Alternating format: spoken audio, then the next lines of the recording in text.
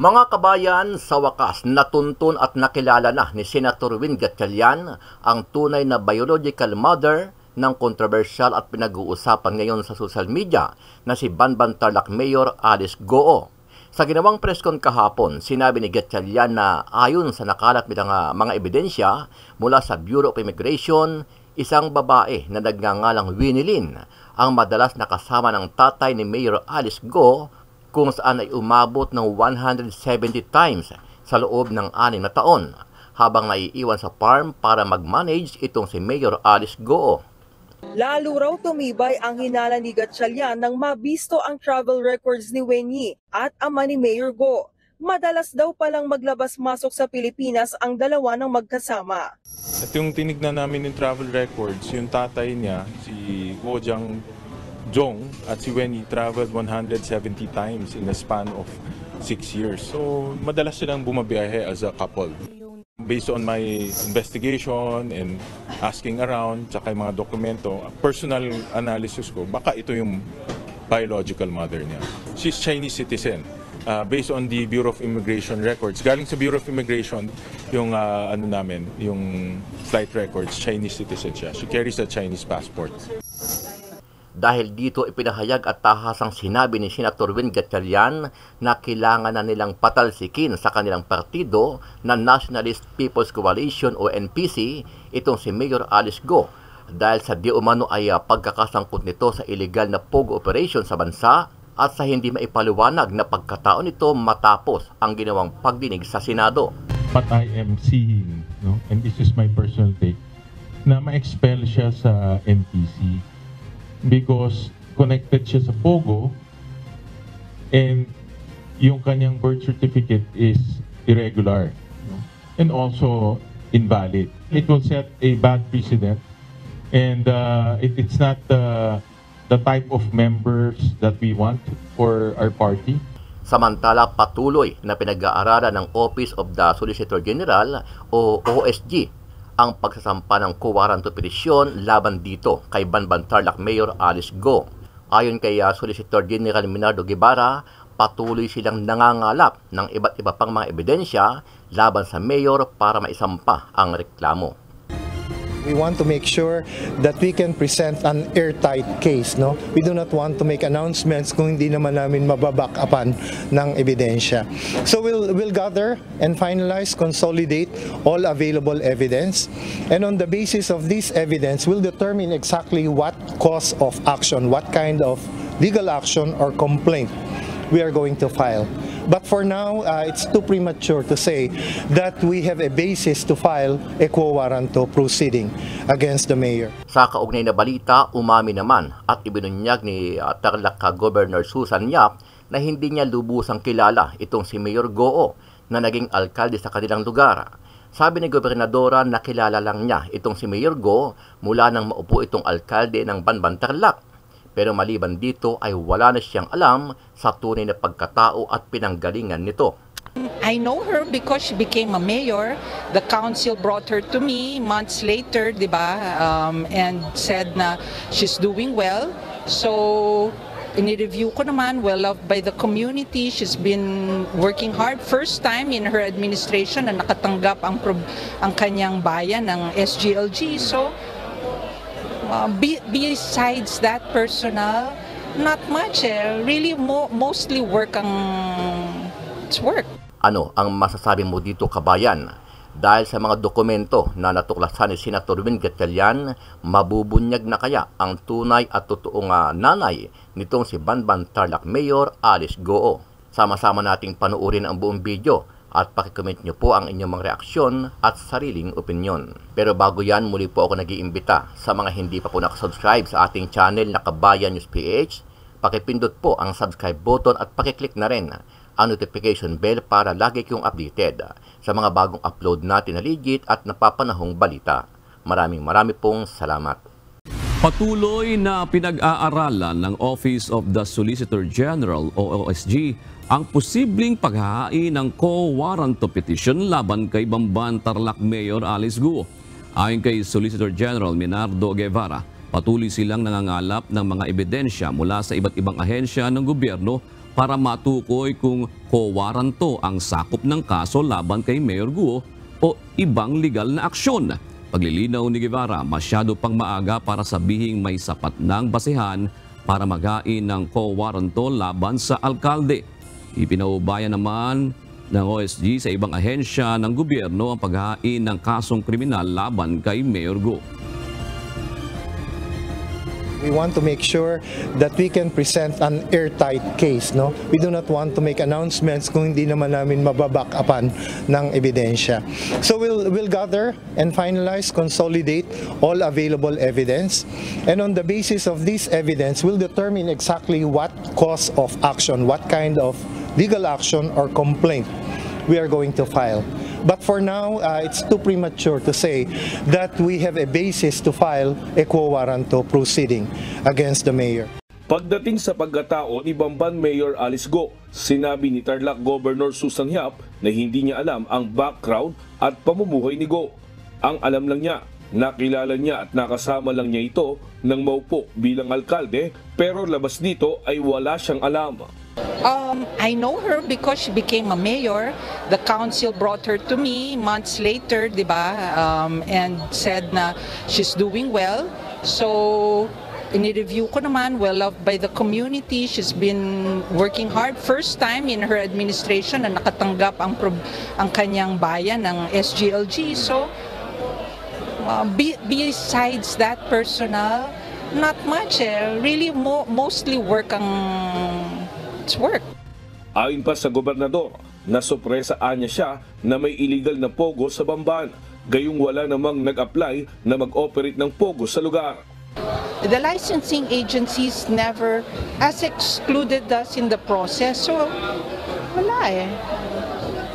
So in our Peace and Order Council, there was never lumabas na merong pogo operations, that there was ano. And I don't know how long they've been operating there. Has excluded us in the process, so wala eh. So in our Peace and Order Council, there was never lumabas na merong pogo operations, that there was ano. And I don't know how long they've been operating there. Payo naman ng gobernador kay Go, magsabi lang ito ng totoo sa pagdinig ng Senado. Samantala, iginiit ng gobernador na matagal nang nakaban ang operasyon ng pogo sa kanilang lalawigan. Meron kami talaga. As early as January 2021, we've already had a resolution. And in fact, nire-reiterate, kaya I asked Vice Governor David to convene the i-reiterate na yung aming ban, 'di ba, on illegal and pogo, 'di ba? Mukhang tukoy na raw ni Senator Win Gatchalian kung sino ang tunay na ina ni Bamban Tarlac Mayor Alice Go na sentro ngayon ng kontrobersya dahil sa koneksyon niya sa mga pogo at sa hindi tugmang detalye ng kanyang pagkatao nang sumalang sa pagdinig ng Senado. Hinala ni Gatchalian ang isang babaeng nagngangalang Wenyi Lee, ang tunay na biological mother ng alkalde. Isa sa presidentang ebidensya ni Senator Win ang kopya ng Certificate of Incorporation ng farm na pagmamay-ari ng pamilya Go. Nakasaad sa dokumento mula sa Securities and Exchange Commission na isa si Wenyi Lee, isang Chinese national sa mga incorporator o may-ari ng farm. Nakalista ring may-ari nito si Mayor Alice, pati sina Sheila Lial Go, Simen Lial Go at Jajong Go na mga kapatid at ama ng alkalde.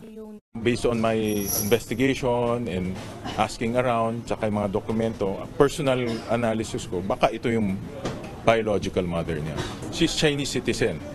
Based on the Bureau of Immigration records, galing sa Bureau of Immigration, yung yung flight records, Chinese citizen siya. She carries a Chinese passport. Lalo raw tumibay ang hinala ni Gatchalian nang mabisto ang travel records ni Wenyi at ama ni Mayor Go. Madalas daw palang maglabas-masok sa Pilipinas ang dalawa ng magkasama.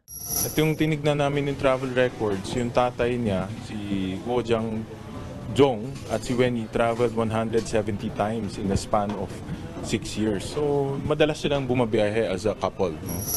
Una nang itinanggi pero inamin kalaunan ng alkalde na may mga kapatid siya. Dahil sa dokumento galing sa SEC, mas lalo raw napatunayan na talagang may kapatid nga ang alkalde. We also saw in the corporate papers na si Sheila Go is their Chief Financial Officer and Treasurer. of their company. Si Alice is the president of the company. So it's impossible ako yung presidente ng family business. Si Alice ang chief financial officer and treasurer na hindi kayo magkakilala. So magkakilala talaga sila. It corroborates with the flight records na bumabiyahe silang dalawa. Dahil sa kaliwat ka ng anomalya sa mga negosyo at pagkatao ni Mayor Alice, gusto na ring paimbestigahan ni Gatchalian kung sangkot din ang mayora sa money laundering. Halos lahat daw kasi ng pera na ginamit para makapagpagawa ng Pogo Hub sa Tarlac galing sa ibang bansa. Kaya nag-request na siya ng executive session sa Senado kasama ang Anti-Money Laundering Council. When you talk about money laundering, dahil money laundering, ang pinanggagalingan ng pera marami. Pwedeng galing yan state-sponsored, pwedeng galing sa drugs, pwedeng galing illegal activities. Kaya hindi dumadaan yan sa regular banking system natin dahil ayaw nila matrace. Dahil merong illegal. Parehong miyembro ng Nationalist People's Coalition o NPC sina Senator Win at Mayor Go. Mungkahi ng senador patalsikin na sa partido nila ang alkalde dahil sangkot din siya sa Pogo. Ipinihayag ni Senator Sherwin Gatchalian kahapon May 29 na kailangan ng patalsikin sa kanilang partidong Nationalist People's Coalition o NPC si Bamban Tarlac Mayor Alice Guo. Sa gitna ito ng umano'y koneksyon ng nasabing alkalde sa mga iligal na aktibidad kaugnay ng isang Philippine offshore gaming operator o POGO sa kanyang bayan. Ayon kay Senator Gatchalian, dapat na maalis si Mayor Guo sa NPC dahil sa pagkakasangkot ito sa POGO issue at maging ang birth certificate ito ay hindi aniya valid at irregular. Wala pang inilalabas sa pahayag ang alkalde ukol sa pahayag na ito ng mambabatas. Miyembro ang senador ng advisory council ng kanilang partido. What I am seeing, and this is my personal take, na ma-expel siya sa NPC because connected siya sa POGO and yung kanyang birth certificate is irregular and also invalid. It will set a bad precedent and it's not the type of members that we want for our party. Don't use that word kasambahay kasi pinagluloko mo lang kami. Paano maging kasambahay yung nanay mo kung sila ay kasal ni papa mo? Maliban na lang kung si papa mo ay nagsisinungaling dito sa birth certificate. And what is the reason why would he lie? Yung birth certificate ko po, binigay po sa akin ng tatay ko nung hiningi ko po sa kanya. Ang nabasa ko po doon sa birth certificate ko po, nakalagay po doon, biological mother ko po ay housekeeper. At pasensya ka na, Sen Rafi. Ayaw ko po sisihin yung tatay ko. Mahal ko po ang tatay ko. Wala po tayo, madam, wag niyo pong ilalayo yung topic. Wala pong kaming sinisisi rito. Ang sa amin lamang is trying to find the truth. Why would you lie about something like this? Bakit po kailangan magsinungaling sa bagay na napakadali namang pong i-check? Nakaraan po na Senate hearing. Kaya po, lahat na lang po naging sagot ko po is I don't know, hindi ko po alam.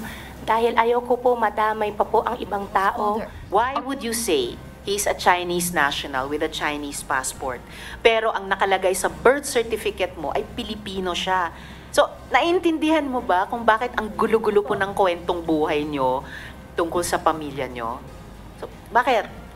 Your Honor, ayaw ko po magsinungaling. Ang tatay ko po ay Chinese at hindi po ako yung nag-prepare po ng birth certificate ko po. Doon sa incorporation papers, consistent na Chinese ang nationality ng tatay niya. Yung salaysay ng tatay niya, hindi totoo. Mataas po ang posibilidad na hindi totoo yung salaysay niya nung nagrehistro po ng birth certificate. Nagsinungaling siya, nakasal siya kay Amelia. Opo. Tama? Posible po. Para sa akin, ang pag-analisa ko dito, nagsinungaling yung applicant eh. Yes. Para yung kanyang mga anak maging Filipino. At pag Filipino ka, pwede kang bumili ng lupa, pwede kang magtayo negosyo, pwede kang kumuha ng passport, pwede ka rin tumakbo bilang mayor. After the hearing, Guo maintains that she is not a foreign spy planted by the Chinese government as alleged. Ako po ay isang Filipino at hindi po ako spy. Guo's counsel says they will prove that Guo is indeed a legitimate Filipino. The Senate panel will call for an executive session and another committee hearing over the issue. So, kung hindi po siya spy or asset, baka tourist. Ano? Baka po. So, I would like just to comment about that issue because kung dito nga po sa Kongreso ay meron pong procedure on granting Filipino citizenship, no? The naturalization process. Ipinapasa po yan ng Kongreso.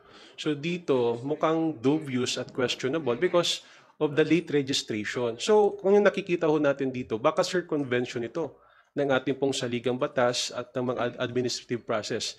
So a foreign individual can just conveniently registered her birth late, and the local civil registrar will issue a birth certificate, and that will be properly recorded in the PSA.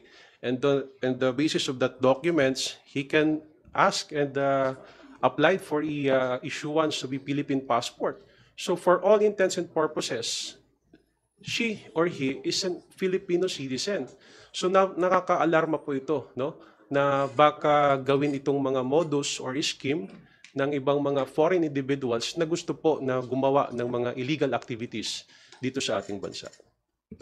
Ako, dagdagan ko lang ulit yung sinabi na ating mga kasama dito. Itong si Mayor Alice Guo has been identified to be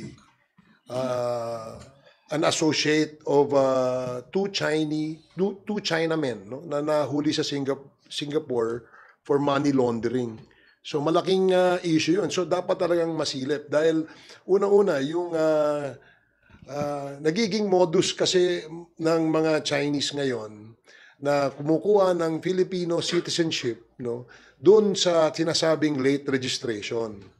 Hahanap sila ng local civil registrar, karamihan dito ay sa probinsya, magpapa-issue sila ng certification that they were born in that barangay, ganitong date, at ang magtataka tayo dahil puro lahat sila late registration. Lahat po sila pinanganak sa Comadrona. Wala hong pinanganak na ospital dyan.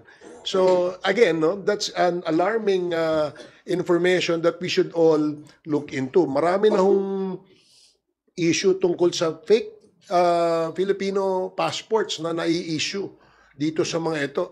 Not fake, no? Authentic, original Filipino passports, pero spurious and dubious yung mga supporting documents that they submitted. Lalong-lalo na yung birth certificate. Lahat po yan, pinanganak, Comadrona, lahat po yan sa probinsya, lahat po yan ay late registration. So again, no, that's a cause for alarm. That's why dun sa investigation ni Congressman Paduano, isa yun sa usapin na sinisilip po natin. Ito na po yung case natin ngayon. Sinasabi po ng LCR walang record sila regarding the Willie Ong. So, ano na po ang remedy natin sa PSA ngayon regarding the status of the citizenship of Willie Ong na nag-late registration na wala naman po talaga na record nag-emanate doon po sa ating LCR? Okay. Your Honor, with regard to your question, we have already drafted an endorsement letter to OSG for the filing of cancellation of the birth certificate of Willie Ong. But aside from that, Mr. Chair, if I may, no? Well, I'm really sorry, no? Bago ka lang pala doon. I really don't know. And that was issued on 2001 pa. May we possibly know, kapag nanggaling sa NCR yung dokumento, what part of your agency received that document? Actually, may division po concern on the receipt and control. No, tanong ko lang, anong part ng inyong ahensya ng PSA ang tumatanggap ng dokumento na galing doon sa LCR, sa local civil registrar? Siyempre, nagpapadala yan ng dokumento, di ba? Sino tumatanggap doon? PSA. Hindi nga, anong part ng PSA? PSA is so big.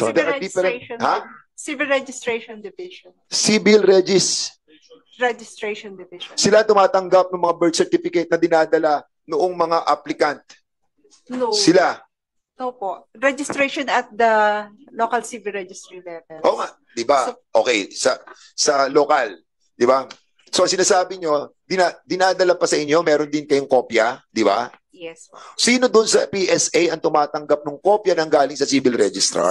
Sa provincial statistics office muna po yun. So provincial statistic sa Office probinsya po. muna. Opo, sa And then provincial dadalhin sa po. national. Yes.